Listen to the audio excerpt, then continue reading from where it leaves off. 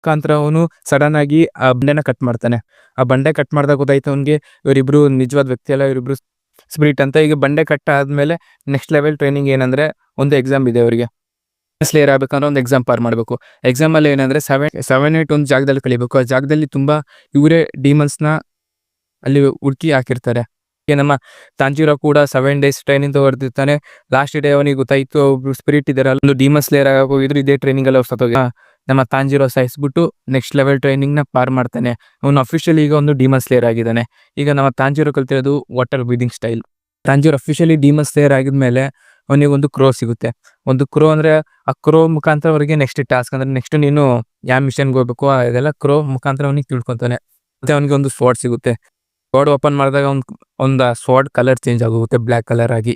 ಒಬ್ಬೊಬ್ರದ್ದು ability ಒಬ್ಬೊಬ್ರ ಮೇಲೆ change ಆಗುತ್ತೆ. ಈಗ ತಾಂಜಿರೋ ಅನ್ಕೊಂಡಿರ್ತಾನೆ ಅವನ ಸ್ವೋರ್ಡ್ ಬ್ಲೂ ಕಲರ್ ಆಗಿ ಚೇಂಜ್ ಆಗುತ್ತೆ ಅಂತ, ಯಾಕಂದ್ರೆ ಅವನು ವಾಟರ್ ಬ್ರೀದಿಂಗ್ ಕಲ್ತಿರೋದು. ಆದ್ರೆ ಒಂದು ಸ್ವೋರ್ಡ್ ಬ್ಲ್ಯಾಕ್ ಕಲರ್ ಆಗಿ ಚೇಂಜ್ ಆಯ್ತು. ಏನಕ್ಕೆ ಬ್ಲ್ಯಾಕ್ ಕಲರ್ ಚೇಂಜ್ ಆಯ್ತು ಮತ್ತೆ ಬ್ಲ್ಯಾಕ್ ಕಲರ್ ಸ್ವೋರ್ಡ್ ಏನು ಅಂತ ನೀವು ಮುಂದೆ ತಿಳ್ಕೊಬಹುದು. ಹಿಸ್ಟ್ರಿಯಲ್ಲಿ ಬರೀ ಕೆಲವು ಜನ ಹತ್ರ ಮಾತ್ರ ಬ್ಲ್ಯಾಕ್ ಕಲರ್ ಸ್ವೋರ್ಡ್ ಬಂದಿದ್ದು. ಇದೇ ರೀತಿ ಮಾಸ್ಟರ್ನ ಕನ್ವಿನ್ಸ್ ಮಾಡ್ಬಿಟ್ಟು ಅವನು ನೆಜುಕಾನ ಕರ್ಕೊಂಡಿರ್ತಾಳೆ. ನೆಜುಕಾಗ ಒಂದು ಅಬಿಲಿಟಿ ಇದೆ, ಅವಳ ಸೈಜ್ನ ಅವಳು ಸ್ಟ್ರಿಂಕ್ ಮಾಡ್ಕೋಬಹುದು. ಸ್ಟ್ರಿಂಕ್ ಮಾಡ್ಕೊಂಡು ಒಂದು ಬ್ಯಾಗ್ ತರ ಅವನು ತಾಂಜಿರೋ ತನ್ನ ಹೆಗಲ ಮೇಲೆ ಇಟ್ಕೊಂಡು ಹೋಗ್ತಾ ಇರ್ತಾನೆ. ಆವಾಗ ಅವನಿಗೆ ಫಸ್ಟ್ ಮಿಷನ್ ಸಿಗುತ್ತೆ. ಫಸ್ಟ್ ಮಿಷನ್ ಏನಂದ್ರೆ ಒಂದು ವಿಲೇಜ್ ಅಲ್ಲಿ ಟೀನೇಜ್ ಗರ್ಲ್ಸ್ಗಳು ಕಾಣಾಯ್ತಿದ್ದಾರೆ. ಇದನ್ನ ನಮ್ಮ ಮೇನ್ ಕ್ಯಾರೆಕ್ಟರ್ ತಾಂಜಿರೋ ತಡಿಬೇಕು. ಇದನ್ನ ಅವನು ಒಂದ್ ದಿವಸ ನೈಟ್ ಅಲ್ಲೇ ಹೋಗ್ತಾ ಇರ್ತಾನೆ. ಅವನಿಗೆ ಒಂದು ಡಿಮನ್, ಫಸ್ಟ್ ಟೈಮ್ ಒಂದು ಡಿಮನ್ ಜೊತೆ ಅವನು ಡಿಮನ್ ಸ್ಲೇಯರ್ ಆದ್ಮೇಲೆ ಫೈಟ್ ಮಾಡ್ತಾನೆ. ಅದೇ ಸ್ವಾಂಪ್ ಡಿಮನ್. ಅದು ಎಲ್ಲಿ ಬೇಕಾದ್ರೂ ಟೆಲಿಪೋರ್ಟ್ ಆಗುತ್ತೆ.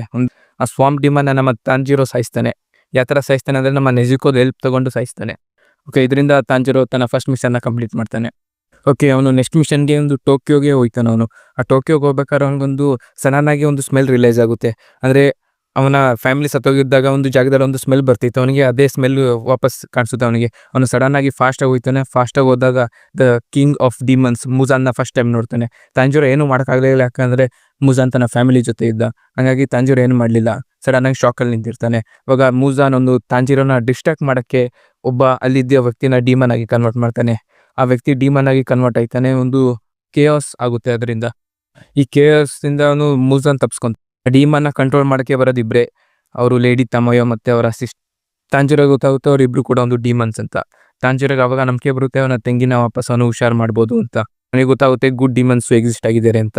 ಈಗ ಲೇಡಿ ತಮಯೋ ಒಂದು ಪ್ರಾಜೆಕ್ಟ್ ಹೊಡಿದಾಳೆ, ಏನಂದ್ರೆ ಡಿಮನ್ಸ್ನ ವಾಪಸ್ ಹ್ಯೂಮನ್ ಆಗಿ ಕನ್ವರ್ಟ್ ಮಾಡೋದು ಹೇಗೆ ಅಂತ. ಈಗ ತಾಂಜಿರೋ ಲೇಡಿ ತಮಯದು ಮನೆಗೆ ಹೋಗ್ತಾನೆ. ಮನೆಗೆ ಹೋಗ್ಬೇಕಾರೆ ಇಬ್ರು ಡಿಮನ್ಸ್ ನಮ್ಮ ತಾಂಜಿರೋ ಜೊತೆ ಫೈಟ್ ಆಯ್ತಾರೆ. ನಮ್ಮ ತಾಂಜಿರೋ ಒಂದು ಕಷ್ಟಪಟ್ಟು ವಾಟರ್ ಬ್ರೀದಿಂಗ್ ಸ್ಟೈಲ್ ಯೂಸ್ ಮಾಡ್ಕೊಂಡು ಇಬ್ರು ಡಿಮನ್ಸ್ನ ಸಾಯಿಸ್ತಾನೆ. ಒಂದು ಡಿಮನ್ ಮಿಸ್ಟೇಕ್ ಆಗಿ ಮೂಜಾನ್ನ ನೇಮ್ ತಗೊಳ್ತಾಳೆ, ಹಂಗಾಗಿ ಅವಳು ಆಟೋಮೆಟಿಕ್ ಆಗಿ ಸತ್ತೋಯ್ತಾನೆ. ಇನ್ನೊಂದು